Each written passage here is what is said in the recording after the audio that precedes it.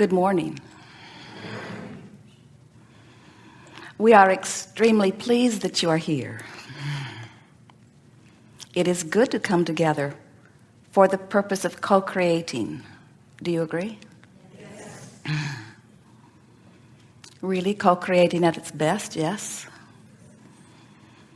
You are much more than you know.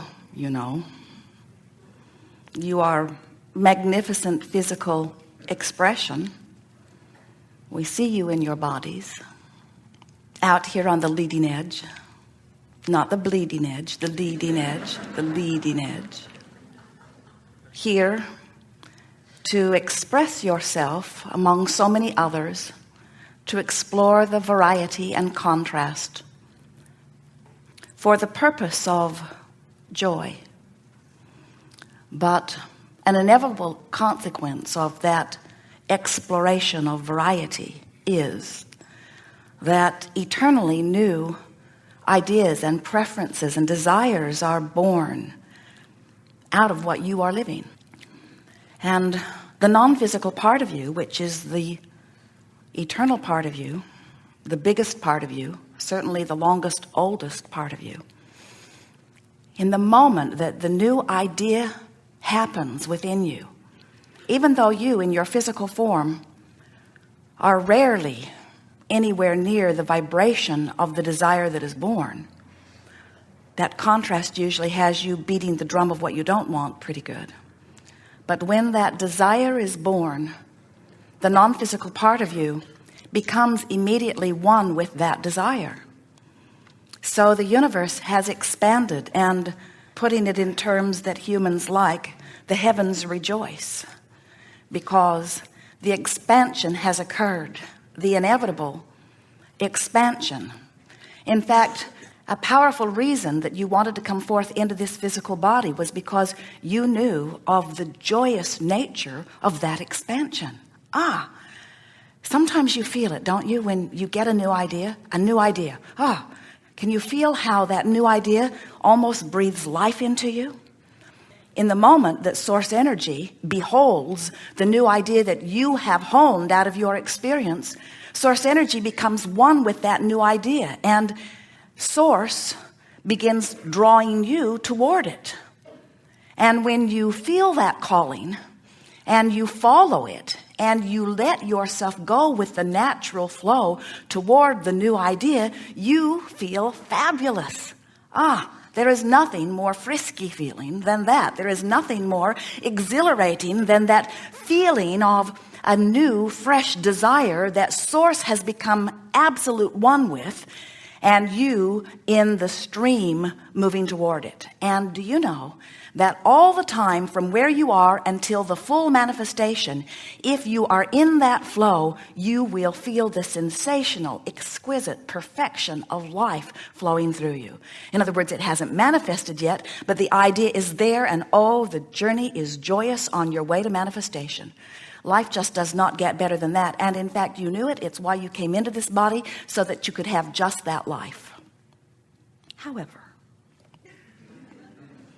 if when that desire is born out of the contrast, you are still standing over there in the contrast, beating the drum of what's gone wrong, if you're still justifying to those other humans who surround you how much you need or want this new idea because how awful it feels over there in the absence of it, then you're not going with that flow, are you? In fact, you are not allowing, you are resisting that very flow. And that resistance feels awful. In fact, it feels so awful that you say, we know you do, we hear you.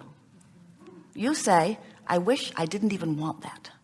I wish it had never even occurred to me that I want that, because I'm so miserable now that I want it and don't have it. And we say, well, under those conditions, get used to your misery, because it can't come. And you can never stop wanting it either. Sort of a consequence of taking that leap into physical form. You said, I'll go where new ideas will be born within me, because I know that the expansion of the universe is about exactly this. I'll go and I'll let new ideas be born within me. And when they are, I'll go with them, you said. And you not only said I'll go with them, you said it will be easy for me to go with them because I will hear the calling. Source will have already gone with them, and I will hear the vibration of Source beckoning me toward the new desire that I have given birth to. And so what might that feel like? Well, it might feel like love or appreciation or passion. It might feel like joy or exhilaration. It certainly would feel good. It feels good where we are. It feels good where Source is. It feels good where the new idea is now born and is now complete in terms of vibration. But your guidance system is giving you a reading on where you are in relationship to this new idea that you've given birth to.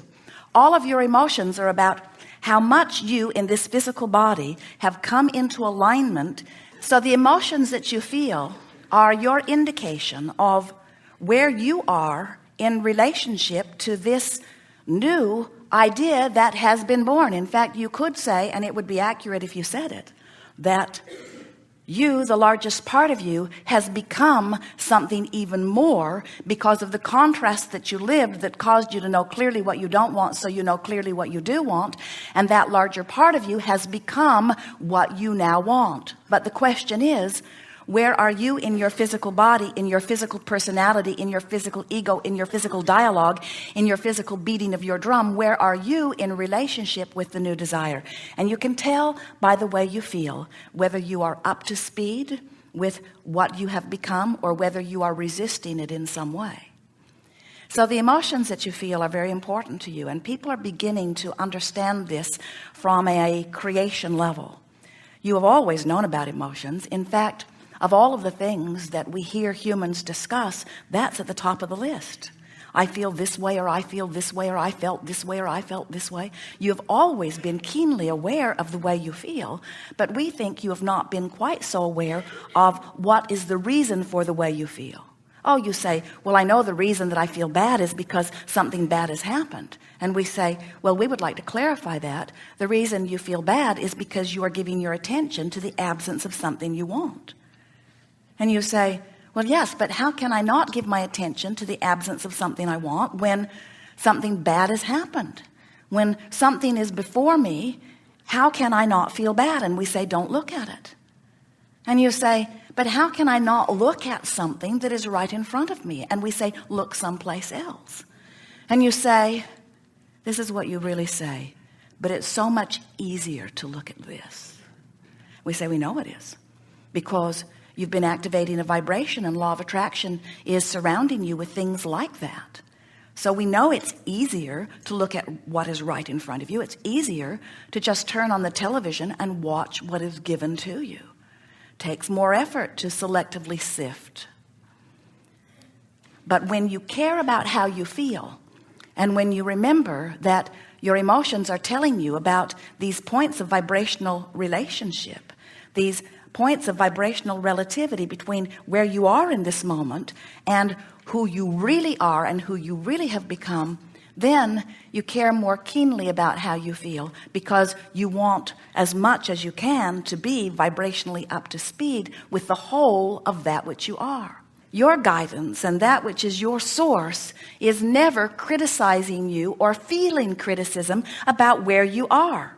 Because the only thing that matters is the relationship between where you are and where you want to be. And source is so where you want to be and calling you toward it, that if you'll give yourself a break, if you'll get off your own back, if you'll lighten up a little bit, if you'll relax where you are and listen for the call, and not expect it to sound like harps, but expect it to sound like relief, expect it to sound like something that feels just a little better than where I am, then you'll begin to hear the call of source, and you'll begin to close that vibrational gap, and you'll begin to stop resisting and start practicing the art of allowing, and you'll begin to, more often than not, offer one signal, and you will begin to offer this powerful signal. And one who is connected to the stream is more powerful than millions who are not. In other words, when you stop scattering your own energy, you're going to be knocked over by the universal influences, by the sequence of conditions and circumstances and others that reveal themselves to you in a constant, steady stream of helping you along the way. Someone gave Jerry and Esther a plaque to put in their car that reflects, you can't read it when you look at it, but when you lay it on the dashboard, it reflects properly on the windshield, on the inside of the windshield. And it says, everything always works out for me. And we want you to realize that everything is working out for you. Even the things that seem like it's a wrong turn are things that are working out for you. And if you could accept that and get into that giving yourself a break, everything works out for me attitude, you will find the next and the next and the next and the next. And before you know it, you're going to begin doing what you intended to do when you made the decision to come forth into this body. You're going to start enjoying the journey, enjoying the journey, enjoying the journey. Those of you who are not enjoying the journey, who are banking on getting happy once the outcome comes, you have long, unpleasant journeys, don't you? When you begin to enjoy the journey, no matter where you are upon it, when you're having fun, no matter where you are upon it, no matter where you are in relationship to where you want to be, then you are living life in the way that you've intended. Because one thing is certain, you will never ever get it done. You are an eternal being, and you will not stop having experience, and you will not stop concluding new intentions. You will not stop expanding. And so if you're holding out to feel good until some piece of expansion has been completed, then you're going to have a long wait coming. When you get ready to go on a vacation, you never say, I think I will go on a vacation. I will go here and here and here and here and here and here and here. And then I will come back home.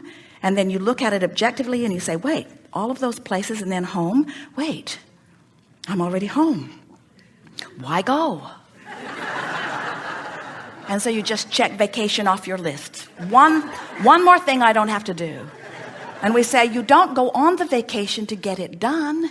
You go on the vacation for the joy along the way, for the people you will meet, for the inspiration that will come, for the new ideas that will be born, for the new feelings of exhilaration, for the new feelings of feeling frisky. In other words, you go on the vacation for the fun of the vacation, not to get it done. And you did not come into this body to get something done. You came for the fun of the journey. And so the two things that we want you to leave here knowing, remembering, reactivated within you is that we want you to make peace with wherever you are upon this emotional scale, because wherever you are is just fine and can be immediately improved when you know it. And the other thing we want you to realize is that you will never, ever, ever, ever get it done. You cannot get it wrong, and you never get it done. It will constantly expand. We are eager to talk with you about anything that is important to you. There is nothing that is off limits here. Everything is on limits. So, now what? Begin right here and then here.